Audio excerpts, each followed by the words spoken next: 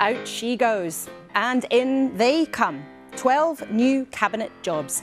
But are they Starmer's determined or maybe desperate dozen? Can a reboot resurrect Labour's fortunes and spoil his fun? At the first of this season's political party conferences, Nigel Farage has told us he can't yet say how he'd run the country because his team don't yet have the know-how. That is our biggest weakness. You can ask me lots of questions about policy and personnel and all the rest of it. But if you ask me, how are you going to do this?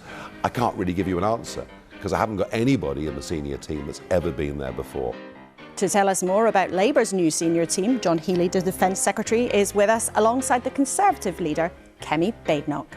And watching all of this from the north of England, another of the Labour Party's big beasts, Andy Burnham, the Mayor of Greater Manchester. Does he think this is a refresh to impress?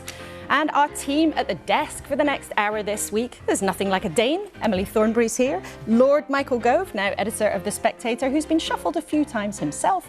And actor, observer of politics here and across the Atlantic, Brian Cox.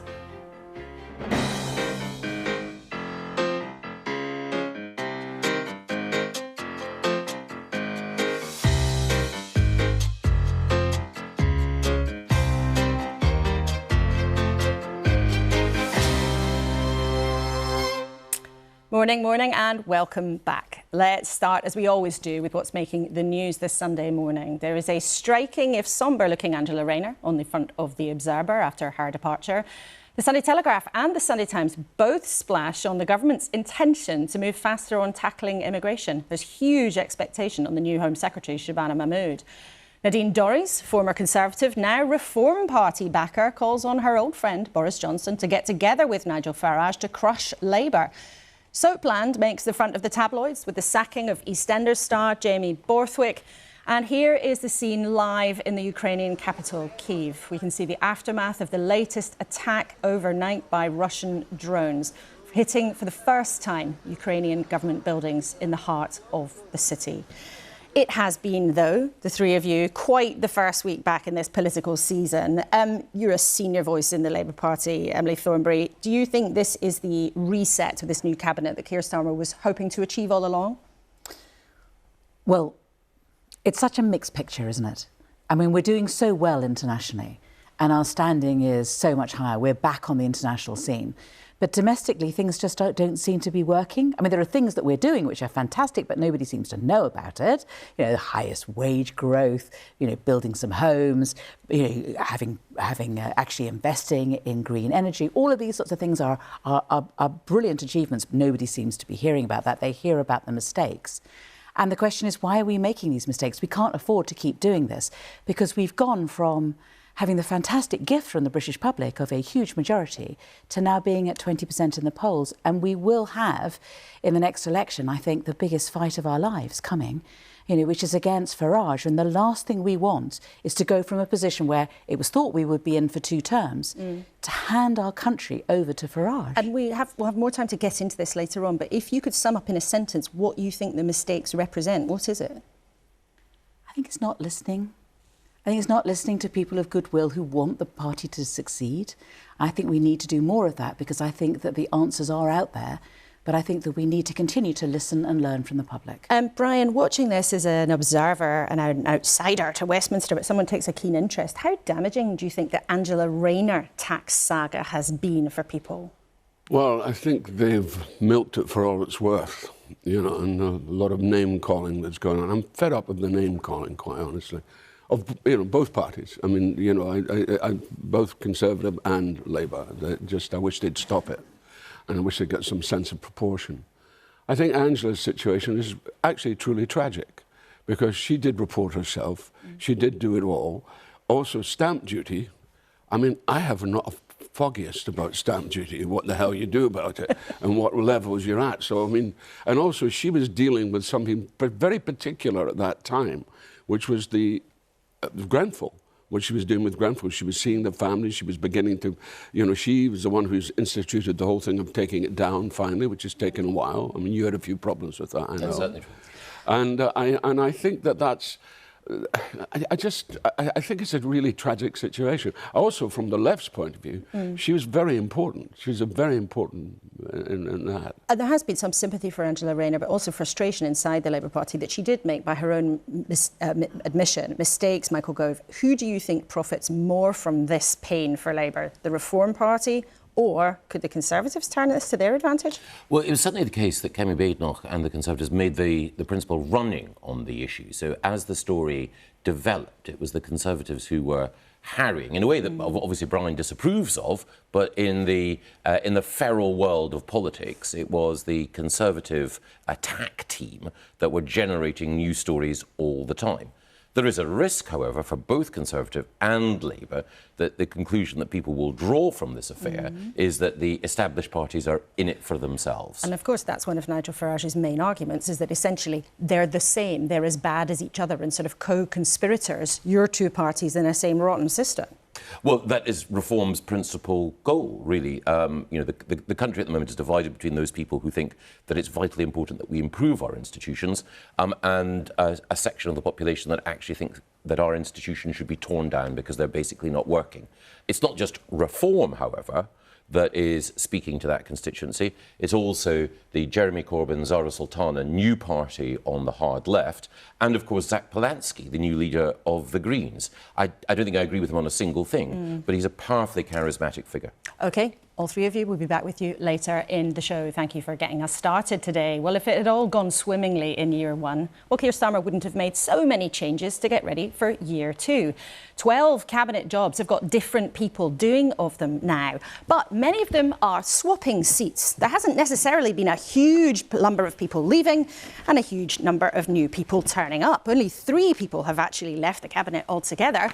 One of them who's in the same job, though, is John Healey, the Defence Secretary, who joins us again in the studio this morning. Thank you very much indeed for coming in.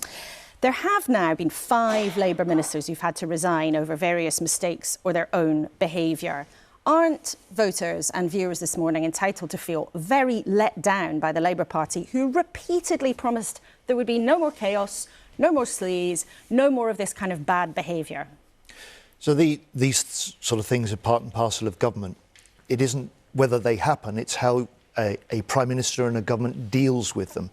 And I think we've seen this week clear, swift, fair action.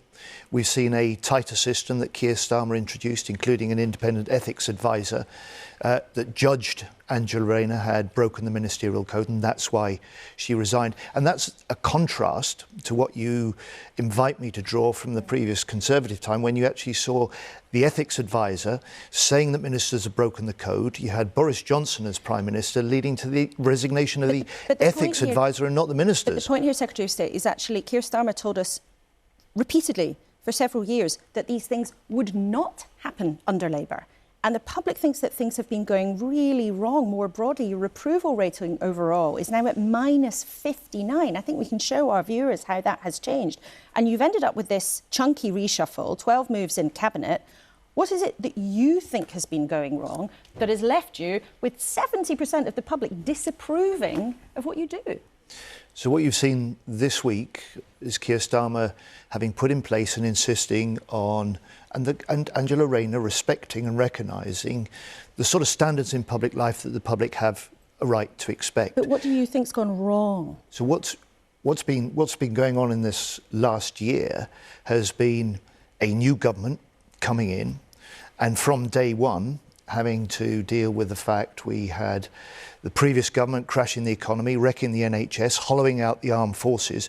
So it's been a year of starting to sort out the mess and put in place the basis to rebuild from there. And this reshuffle then is Keir Starmer resetting his team and saying to each and every one of us, you've got to go up a gear, you've got to deliver.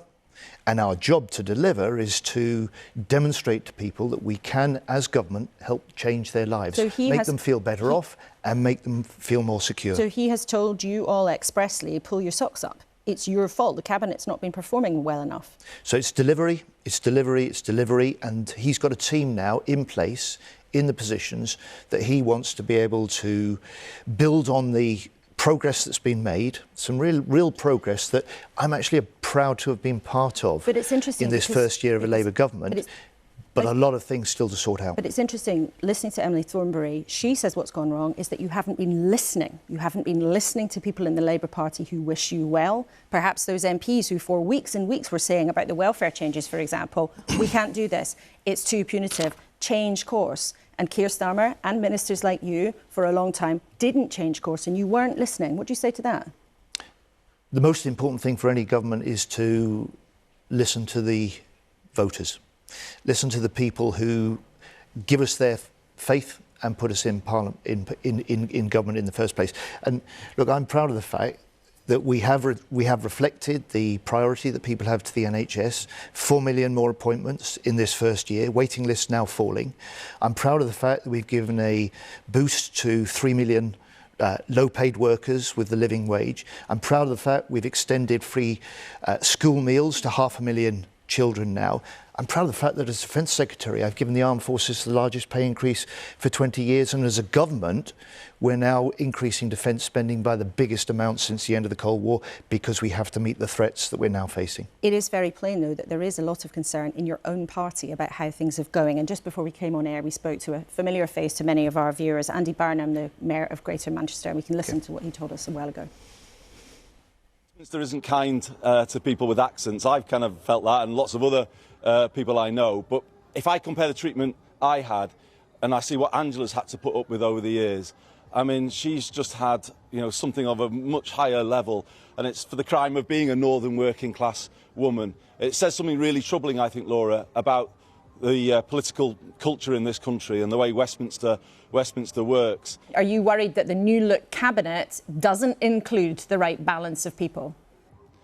I am concerned about the balance, and I think, you know, we need to use the deputy leadership contest to discuss some of these things. Actually, not a running commentary on what the government's doing. I think we need to recognise that having a leadership contest for the deputy leader in a period of government, you know, you don't want everything sort of opened up on what the government's doing. But I think it is right to have a discussion about the internal management of the Labour Party. And in a time where the scale and the nature of the challenge we face is such as it is, you need everybody pulling together, all parts of the party pulling together.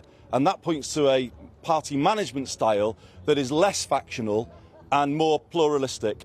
Labour MPs need to listen to them more and respect them more. You know, they were the ones who, if you like, caused the change in terms of winter fuel and disability benefits. But, you know, they shouldn't be punished for that. I see good people, good MPs losing the whip, people like Rachel Maskell. That doesn't seem fair to me. It didn't happen in the governments I was in Gordon Brown's government or Tony Blair's government. You know, we need a different style here so that everyone is included and we pull together. Do you think Keir Starmer and his team are too thin-skinned then? They can't hack the criticism? I understand that, but I think at times it's gone too far. And as I say, I would like to see our MPs respected more. That is the debate we should have during the deputy leadership contest. I know you're not going to endorse a candidate this morning, but what kind of person do you think should take on that job, and what should their role be? Obviously, I'm biased, but, you know, somebody from these parts, I think, would be great. Louise Hay, possibly Lucy Powell, who I think did a brilliant job in government. I think that's what it needs. You know, we need to hear the voice of the party, the voice of the members, and then the voice of our communities behind that, particularly in the north of England, to counter that London centricity. And I just would say more broadly, I think it also needs to be a bit of a reset for the government. You know, I wish the new cabinet and the ministerial team well, and I'm here to support them and work with them. But I do think, you know, there needs to be a reset of the way we're doing things. If the government says it's going to do something, it should just do it. It can't be right that we're still in negotiations about the Hillsborough law, for instance. That's unfair, in my view, to the Hillsborough families. You know, this is a moment to sort of like take a bit of stock, reset, and then as one Labour team come back stronger.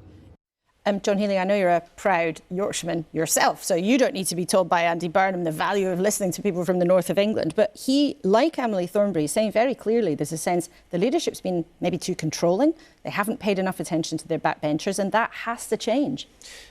I dispute that. Our focus has been on the public that elected us, the delivery that we're charged to change their lives. It's a big part of the job we all do, and our government will miss Angela Rayner. She's not been a victim. She's under a lot of pressure, and Andy Burnham's right about that, but she's been an inspiration to many, particularly working class women. She's been a very effective minister, leading the the biggest overhaul of employment rights in a generation, and also starting the planning reforms that will lead to us building a lot more homes. So any government is stronger with Angela Rayner. But we've got a good new team in place now, and that's our job. And outside the machinations of the Labour Party, though, what is going to be different for people watching at home? We think that there are about 1,000 people crossed the Channel yesterday. We know the public have huge concerns about migration. There's suggestions in the papers that Ministry of Defence sites might be used to house migrants coming here, and even a suggestion that the military might be involved in policing the border. Is that going to happen? Well, Shabana Mahmood will be able to build on some of the progress that Yvette Cooper's been able to make. So we've deported 35,000 people who've got no right to be in Britain in the last year. We've had the National Crime Agency mounting over 300 raids on smuggler gangs. And for the first time, we're now detaining people, ready to deport them because of the returns agreement that Yvette Cooper's managed to get in place with France. But we're absolutely determined. What you're seeing from Keir Starmer now is a recognition that this isn't just a job for the Home Office, it's all of government effort, and we in the MOD will play our part. We've got planners alongside the Home Office. We're looking at military and non-military sites for potential temporary accommodation, and this is about trying to restore control of our borders, which was lost over the last 5 or 6 years, and the confidence of the British people that we can keep them secure and we can reflect our values. I just want to be very clear about what you're saying, though. You say military planners will be involved in helping to manage what many people see as a crisis in migration. Are you talking about members of the armed forces being involved in enforcing our borders? So at the moment, we've got military planners involved in helping the Border Command. We've got them alongside Home Office planners looking at potential sites and solutions. For accommodation. Make no mistake, we're determined to end the use of expensive asylum hotels. We said that we'll do that by the end of the Parliament. Keir Starmer wants to do that before now. The numbers are coming down. We're processing the applications that were completely stalled under the previous government, and we're deporting more now than we have done in recent years. But I just want to be very clear on this point. Are you talking about the military helping just with the accommodation and managing people who have already arrived here? Or are you talking about something else, the military actually being involved in enforcing the border? Because that's a very different thing. Now, at the moment, Keir Starmer has said military planners are alongside the Home Office, planners in Border Command and planners alongside the Home Office looking at the way that we can accelerate the closing of asylum hotels, the development of alternative accommodation that can deal with people who are coming to this country illegally, who may need to be processed, may not have a right to stay here, and will be deported in bigger numbers as well. Now, our viewers take a keen interest, of course, in defence, and we've talked to you about the military and defence matters on other occasions, and you'll understand why we've concentrated so much on politics this morning. I must ask you, though, about the strikes on Kiev overnight, Russian drones attacking government buildings in the heart of that city. I know you were in Kiev just this week. Despite President Trump's claims that peace might be on the way, there's simply no sign of that, is there? Well, at one and the same time, Putin is talking to Trump in Alaska, and he's stepping up this intensity of attacks on Ukrainian cities and civilians. And I saw the damage, as you say, in Kyiv this week when I stood outside the bombed-out British Council building there. But I also heard from the military and civilians alike the defiance and the determination of the Ukrainians to keep fighting Putin's illegal invasion. And we have a role in the UK to coordinate those nations who are willing to stand with Ukraine now, step up the military aid as we're doing to keep them in the fight, but also to coordinate the nations as we are through the Coalition of the Willing. And I was in Kyiv this week. Those countries, those nations willing to help secure the peace if we can get a peace agreement in place. OK, John Healey, we'll look forward to talking to you about that and other defence matters on another occasion soon, but it's always good to have you with us in the studio. Thank you very much for coming in. Well, Labour's woes have been, like it or not, an absolute gift for Reform UK, who seem to be having an absolute ball at their conference in Birmingham, the first of the season. As well as fireworks and signing football shirts, Nigel Farage sat down with us yesterday, and I wondered if he really could criticise the government for shedding ministers when he himself has already said goodbye to 2 of his tiny group of MPs.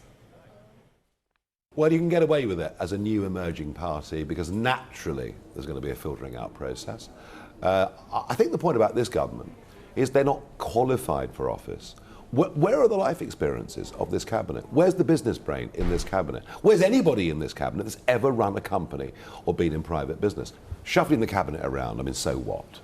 You said, though, yesterday you can't get away with being Housing Secretary and avoiding £40,000 of tax. No. But you want to be Prime Minister, and your own tax and business affairs aren't exactly straightforward. Your home and your... I'm very sorry. I take objection to the very premise of that question. Well, I'm going to just ask you about it, because I know that you believe and you say you want to be transparent and open. So your constituency home, where you stay in Clacton, is owned by your partner, I believe. And you have a separate company for your earnings outside being an MP. I just wonder, I'm not suggesting anything... well, number one, they're 2 separate questions. The fact that she's bought a house, I mean, why not?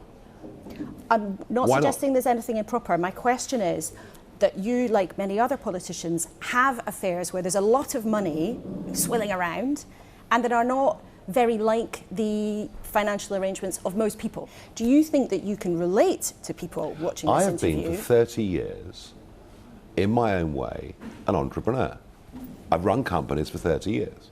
I've employed lots of people directly. I've employed loads of people as contractors. As it happens, I still employ quite a few people as contractors.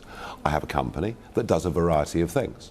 Media income is just one of them. And you know what? Do we want people in politics who have paid tax, lots of tax, who've created lots of jobs, or not? Would you commit to publish your tax returns as you proceed on your journey that hope will be getting you to number 10? All my company returns, of course, are filed every year at Companies House and there for all to see. What about your own personal tax return? I haven't published my own personal tax returns. I personally think that's an intrusion too far. I don't believe it's necessary. So that's not something you would do on your journey to what you hope would take you to number 10? At the moment, I'm not inclined at the moment to do that. Let's then talk about immigration. Now, you said yesterday, if you make it to Downing Street, that you would stop all small boats arriving within 2 weeks. How on earth would you do that? As soon as the law is in place, as soon as you have the ability to detain and deport, you'll stop it in 2 weeks. But to be clear about what you're promising the public, you're saying 2 weeks after you passed a law, of course, which might take many, many months. Well, we want to do it as quickly as we possibly can. But just to be clear with people watching this, your promise, therefore, would be not if you get into power that you would stop the boats within 2 weeks. It's that after you passed legislation, which might take a long time to go through Parliament, you think it would number take one, a let's hope fortnight it to doesn't happen. take a long time, but within 2 weeks of passing legislation, we will stop this. Absolutely. Aren't you risking doing what you criticise others for doing? It's making big, bold promises to the public that actually, when you look at the small print, don't quite stack up. The difference is we mean it. We actually mean it. The others never have. The others, the others just tell the electorate what they think the electorate want to hear without ever intending to deliver it. And the last government knew, and this government knows, that all the while we have the European Convention of Human Rights written into British law under the Human Rights Act, that this is difficult stroke impossible. But would it not inevitably take a period of many months to withdraw from the convention, to pass legislation, to get it through the House of Lords, which you and I both know is not the kind of group of people who would be minded to say, sure, let's pass all this legislation overnight? Well, you know what? Through those battles, one thing the country would know is that we're on their side. Because at the moment, they don't feel that anyone's on their side. Over the summer, and since we last spoke, there has been huge public disquiet about what has been going on with immigration. There has, though, also, at some of these protests, been evidence of some kind of language, some kind of activities that I think a lot of people watching might find distressing. At one protest in North London, it was heard people saying, "Get these scum off our streets." Outside a hotel at a protest in Falkirk in Scotland, there was evidence of people saying, "Keep Britain white." in Epping, at those protests outside the Bell, people were talking about pedo protectors. Now, as the leader of the most popular party in the country, according to the polls right now, I just wonder, do you want to condemn those remarks? Very, very easy, isn't it, to take a few extremists, to quote what they say. And by the way, equally, we could talk about the masked Antifa thugs turning up at these events too. But let's remember how these protests started. What was the Bell all about? The Bell was all about mothers and women in Epping from the local community, quite rightly, protesting that a 14-year-old girl had been sexually assaulted by one of these men who crossed by boat. So let's just keep a sense of perspective on this. And actually, you know, we've seen case after case of this. There are too many undocumented young males coming into Britain, being free to walk our streets, who come from cultures in which women are not even second-class citizens. And that is the brutal truth of what we're talking. So are there some people on both ends of this who turn up because they think it's all, you know, going to be, you know, in their interest to stir up discontent? Yes. But at the heart of it is a genuine concern. And that's why you're seeing flags going up all around the country. This is the ordinary, decent British people are literally sticking two fingers up to the establishment. But in order that ordinary people's concerns aren't misrepresented, as the leader of the party that right now is the most popular according to the polls, do you want to condemn those kinds of remarks or that kind of sentiment being expressed? Because it doesn't do a service to the people who have worries. In order this is not misrepresented, it is not fair of the media just to quote extremists and not mothers who are genuinely concerned. Do I welcome extremist comments from either side? No, I don't. Of course I don't. I never ever have. But I worry that when we talk about what some of the extremes say, we miss the essence of what's really happening here. Are you saying things all the time now, as someone who wants to be absolutely taken as a politician, deadly serious about politics, that you really mean? Because one of the things you said recently is that Britain is becoming like North Korea. Now, we sit here having a free conversation, interviewing politicians. You can say what you like. I'm not. I'm not an Irish comedy writer, am I? I'm not an Irish comedy writer who, for something I put out whilst I was in Arizona, and I'm not even a British citizen, gets met by 5 armed police at Heathrow. But in North Korea, political protest is punished. People who try to leave the country are executed. All of that. I think what happened that day to that man is the single most outrageous attack on free speech and liberty I've ever seen in this country. And if you find the analogy of North Korea too much, well, there you are. So you're clear that you're just making an analogy. My question, I suppose, is it a serious thing to do? To go to another country and tell them our country's becoming like North Korea? If it makes people think and debate what happened, good.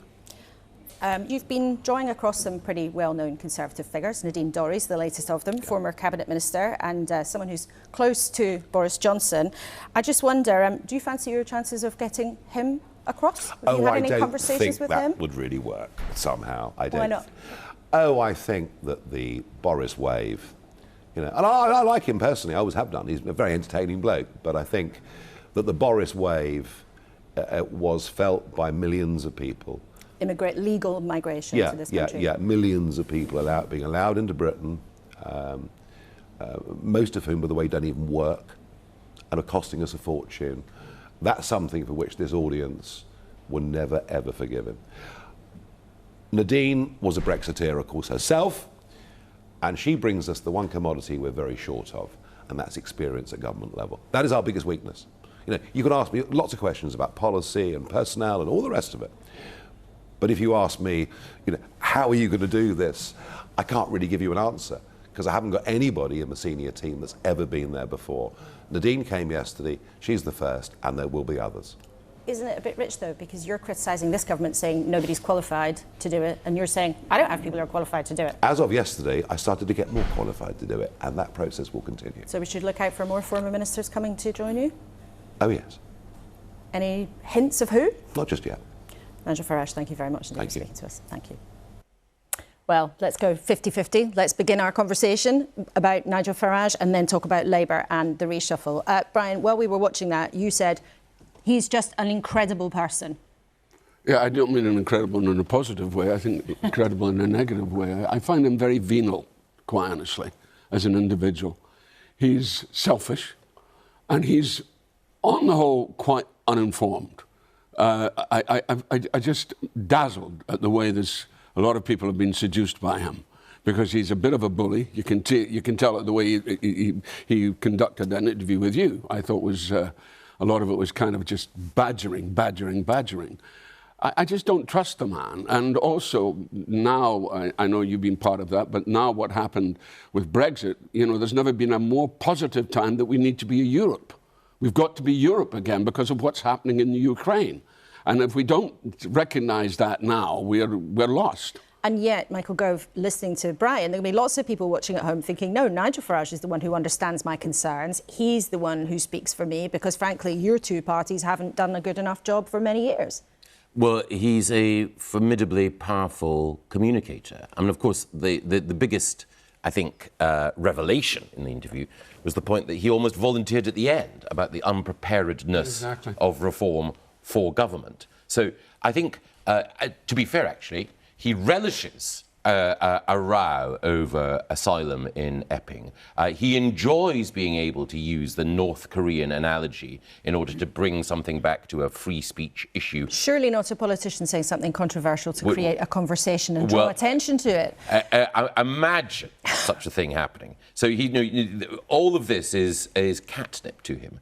But the fundamental reform weakness is the lack of a detailed programme for government, let alone the people to implement it. And later this year, we're going to be facing a much more difficult economic situation. And it is on the economy that reform is weakest of all. When the conversation is about culture wars and borders, this is home territory for Nigel Farage. But when the conversation moves on to the economy, that is where, as we saw actually at the Reform Conference, they don't have answers. But you were there, and I just wonder, having been to many political conferences, both as a journalist and then a cabinet minister and a Conservative MP, what did you make of the assembled gathering? Because having been there myself, the difference between reform right now and your two parties, frankly, is that they look like they are having a great time. They are making their members feel good. They are pulling people in.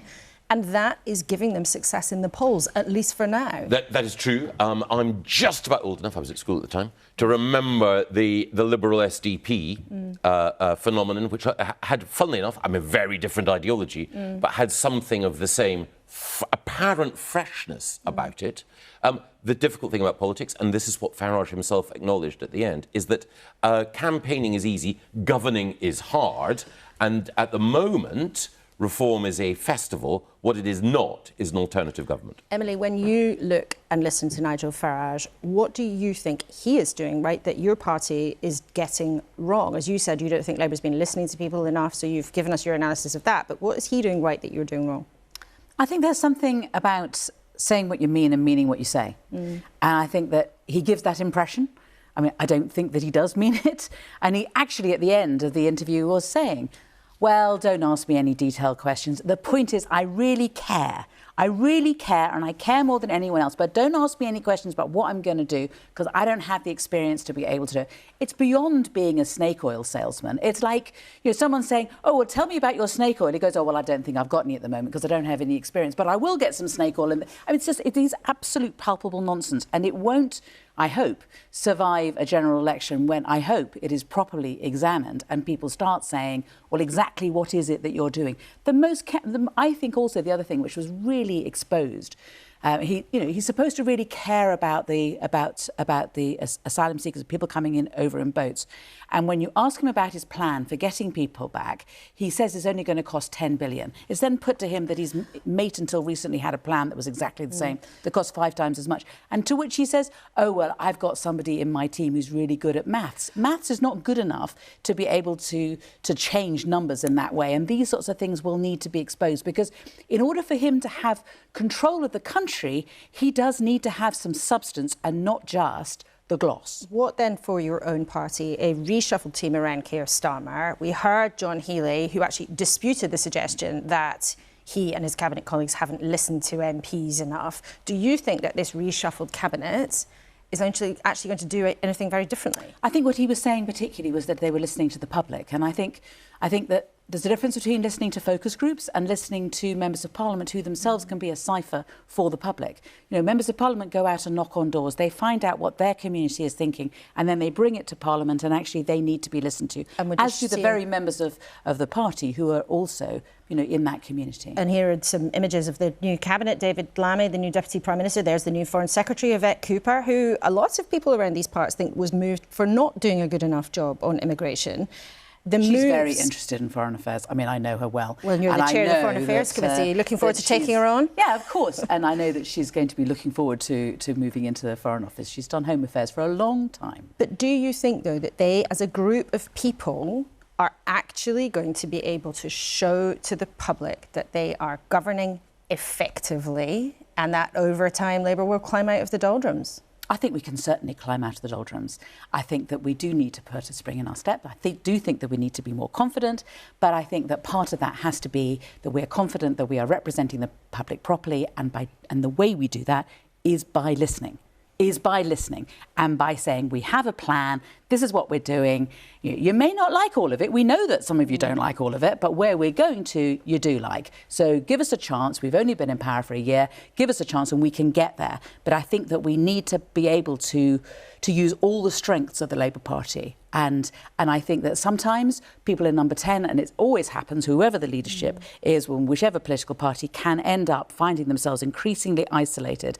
And if you make decisions in a small group, you don't make such good decisions than if you are listening to a much wider group of people. And as part of that group of a wider group of people is going to mean a new deputy leader. Would Dame Emily Thornberry fancy that as a job? Go, Emily, go. Well, no, listen, Look, Michael will run your campaign. I think that was an offer there. That would go very well with the Labour Party membership. Thank you.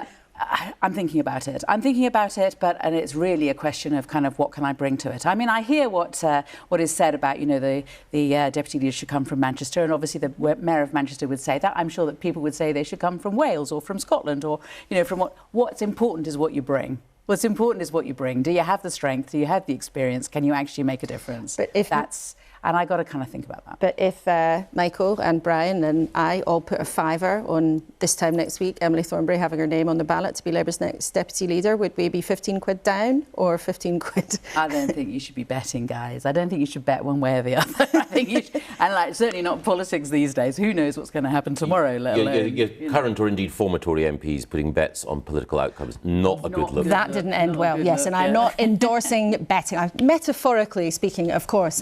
Brian, listening then to these two talk about how Nigel Farage could be challenged, and indeed about how Labour can climb out of the doldrums. To get you back on board as somebody of the left, who, you know, you've been interested in the Scottish National Party, but you are a man of the left, what would you like Keir Starmer to do that could get you back into his fold? Well, I find Keir very Anglo-centric, quite honestly. I don't think he really has much knowledge of what's going on elsewhere. And I find that as a drawback in a leader of the Labour Party, quite honestly. And I find him like that a little bit. And so he seems to be very London-based. And it kind of worries me a little bit. A lot of his thinking is like that. Now, maybe this is an improvement. Maybe this is going to go better. Maybe this is the right plan. I don't know. At least it is a plan, and he is shaking up people. And, of course, I know he wasn't particularly an Yvette Cooper fan. I know that for a fact. But it's just something that I've felt a little bit about Keir. He's very much the lawyer, in a way, and he's thinking. And I find it really unfortunate that he is not more embracing what the real problems are. And I think that Emily sort of hit on it. He's not listening nearly enough. But it's not that he's not listening.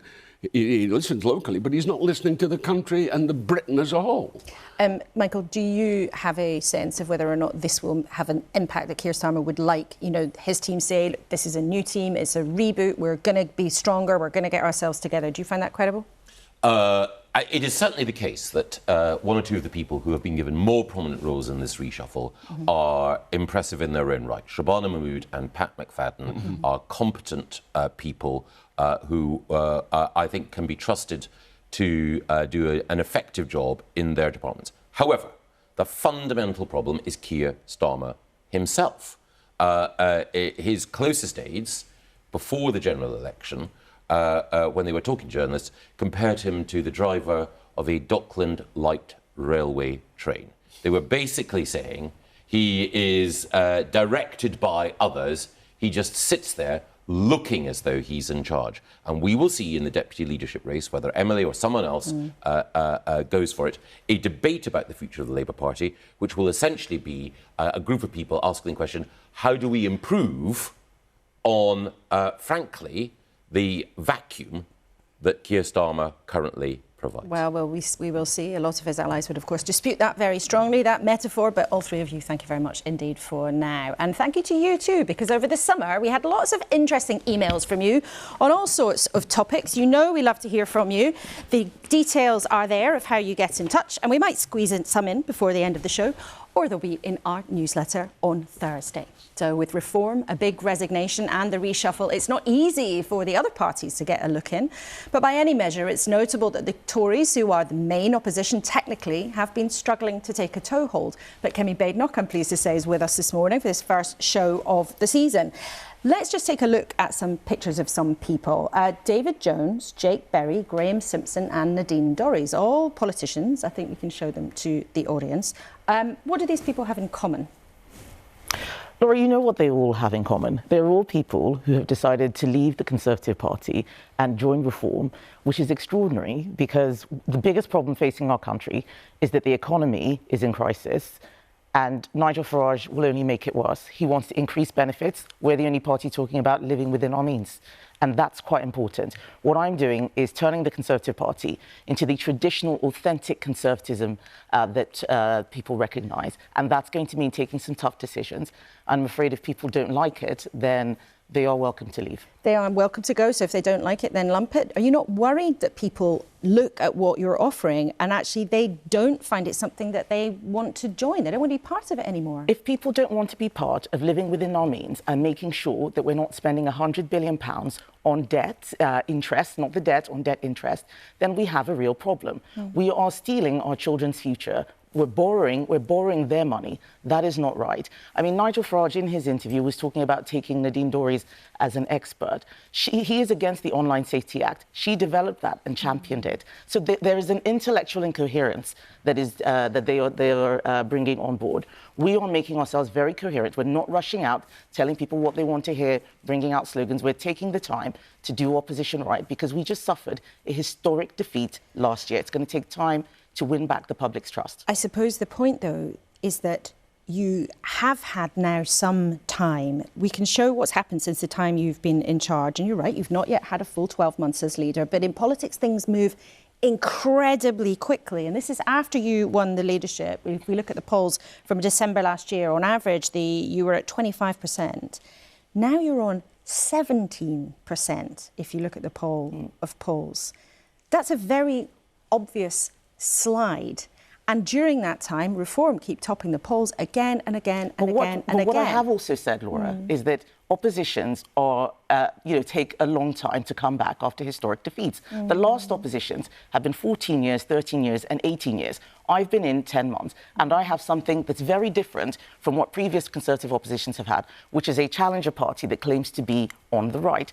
Those are things that are going to take time to deal with. The reason why this is happening and why populist and protest parties are doing well is because the government that won a historic majority is in freefall. This time last week, Keir Starmer hadn't even started his reset and already it's over. We have a Deputy Prime Minister resigning because she hasn't paid £40,000 in tax and the public are fed up. My job now is to show that the Conservative Party has changed under my leadership. It's going to take time, it's not going to be easy, but the way we're doing it is by making sure that we have a real plan for government, not just announcements like other parties have, but a real plan for delivery. But are you still sure, as you told us actually a few times in the time that you've been in charge, that Reform is a protest party?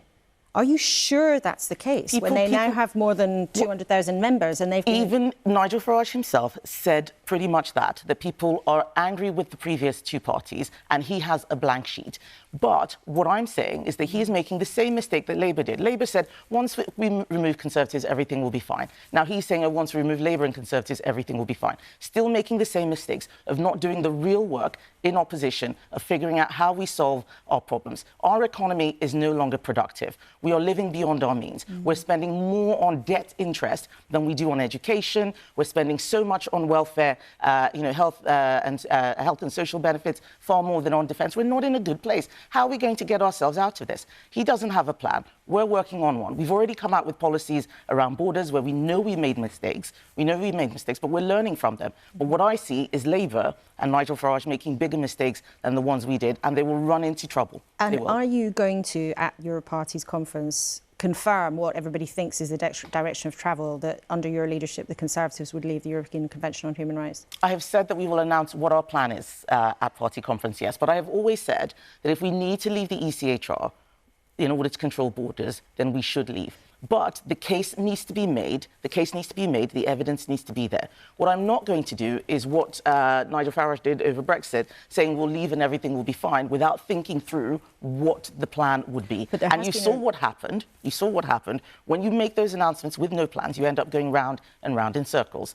We had a plan for deterrence, the Rwanda plan to remove people. Keir Starmer came in, scrapped it, had no plan in place. Well, it had been gummed up in the courts for years and it never came into force. It was about it. That was what we put to the electorate. I completely disagree. It was a deterrent. And what we have seen is him failing to smash the gangs. 1,000 people came into the country yesterday. He should at least have tried it and he should bring it back. What's interesting is when you listen to Nigel Farage, some of the things that he's saying about culture are in some ways quite similar to some of the things you've said to us previously. And I just want to remind people, he said that there are too many undocumented young males coming to Britain free to walk the streets who come from cultures where women are not even second-class citizens. You said to us last year, not all cultures are equally valid, cultures that believe women don't have equal rights. Do you agree with him on that point then? Are you in the same place? This is something that I've been saying for a very long time, that culture matters a lot. The kind of people who come to our country need to be people who love our values, want to be a part of Britain. Our country is not a hotel or a dormitory. If Nigel Farage agrees with me, then that's fine. But one of the things that we need to focus on is how we solve our border issue, and also how we solve our economic issue. They are intertwined. This is not a problem unique to the UK. France has it worse. Italy has it even worse. This is a problem that needs to be solved across all of Western Europe. And the way we do it is by thinking very carefully, making sure that we continue making money, be productive, we don't destroy our economy, so that we can resource all of the efforts that we need to enforce our borders. But do you see yourself as being aligned with Nigel Farage on this issue then, even if you express yourselves in different ways? Well, I think that he is aligning himself with something I've been saying for a very long time. So he's aligning himself with you. Indeed. What about a bigger alignment? Nadine Dorries is suggesting this morning that Boris Johnson should join Reform, and Nigel Farage predicted there'd be more former Tory cabinet ministers going across to him.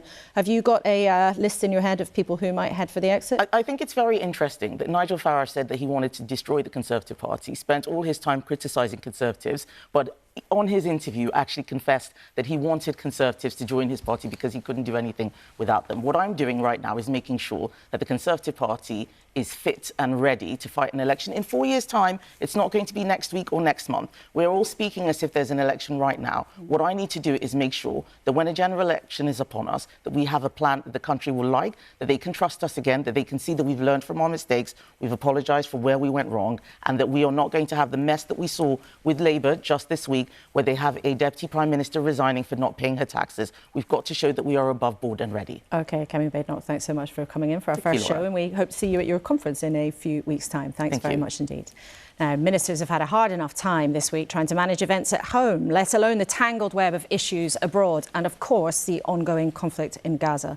Despite months of many of Israel's allies calling on them to stop the level of aggression, the violence continues. And there's frustration, too, at the Trump administration for what some people see as not taking a firmer line with Israel.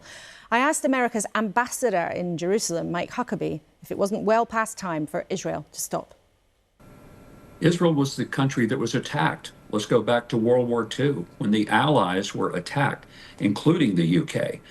They didn't say, let's just call it a draw and let the Nazis go ahead and keep having power. So the other thing people need to remember, suffering in Gaza has been intense, but it's intense because Hamas has made it that way.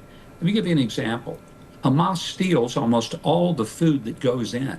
If there's starvation in Gaza, and there is some, it's because Hamas takes the food that is supposed to be given to hungry people and they keep it, and then they sell it on the black market.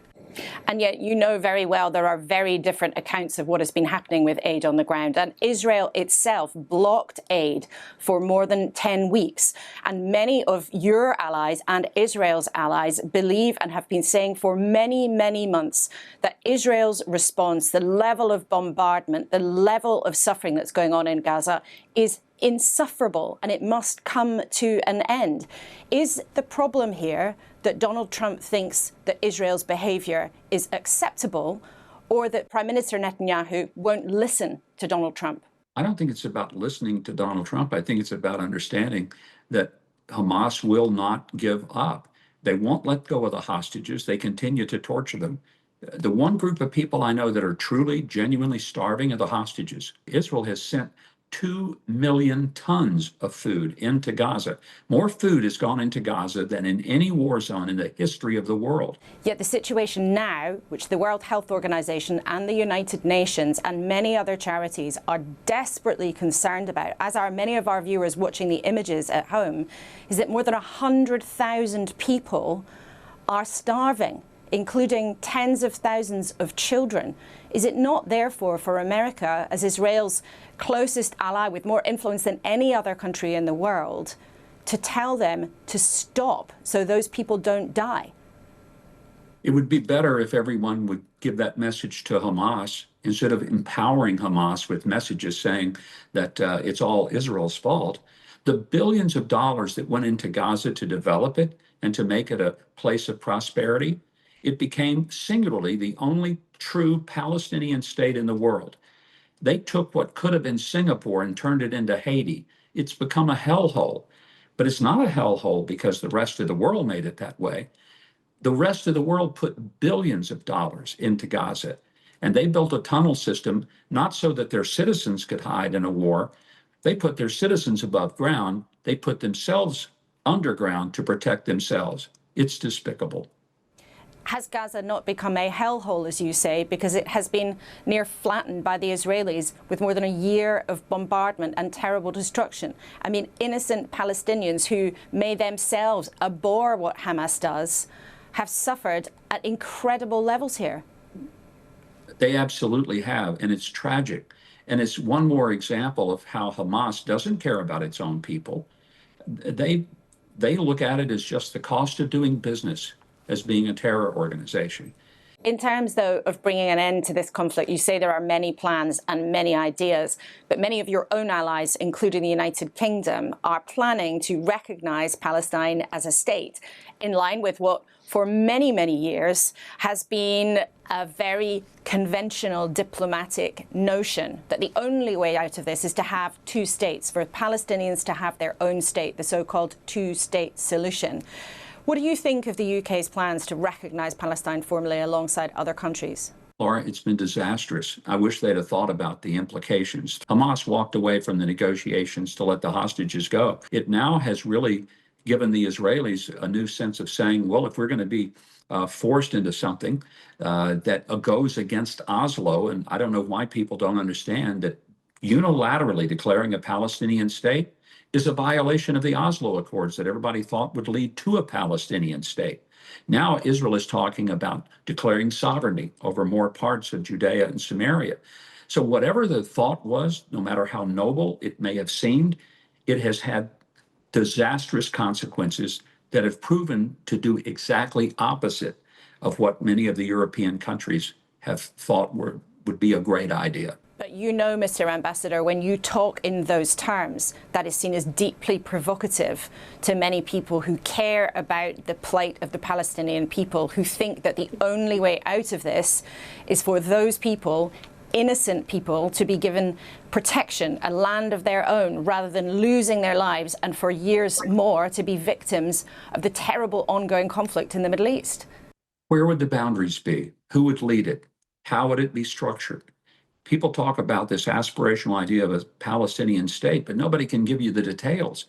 And they've been on the table now for 30 years, and every time there's been a proximity to getting something done with a two-state, it's the Palestinians that walk away. The UK and the US have a warm relationship. His relationship with President Trump appears to be notably close. They've spent a lot of time and energy getting to know one another.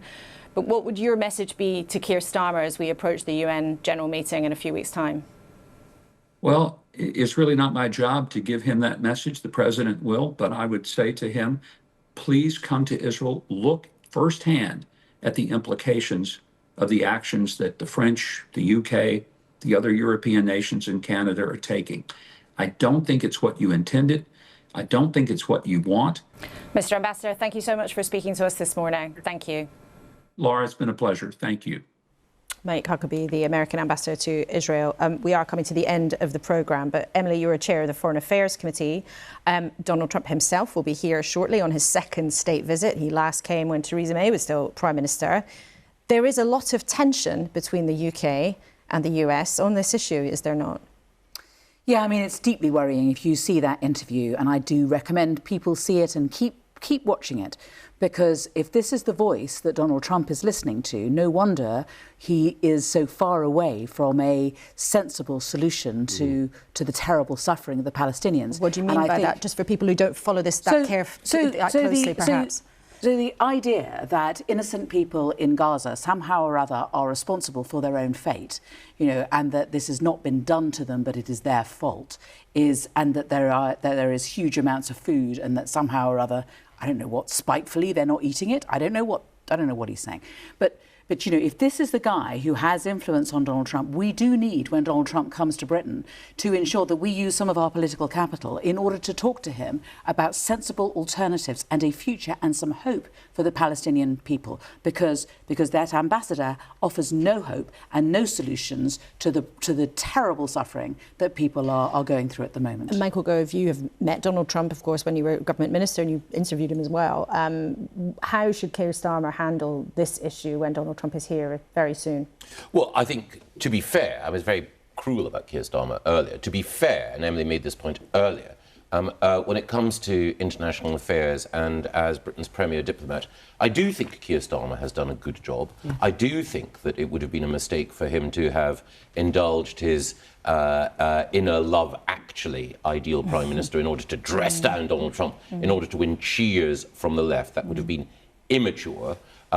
And I think on this particular question, there's a difference of opinion between not just Trump and Starmer, but between where the centre of gravity is on this question in the United States of America and in the UK. And while I disagree with Emily on recognising Palestine now, I do think if anyone is going to be able to persuade Donald Trump that the UK government is doing this policy in its best interests, then it is Starmer. As I say, I disagree with it, but I do have to allow him that. Brian Cox, just final word to you. You spend a lot of time in the States as well as here in the UK. What do you think Keir Starmer should say to Donald Trump when he's here?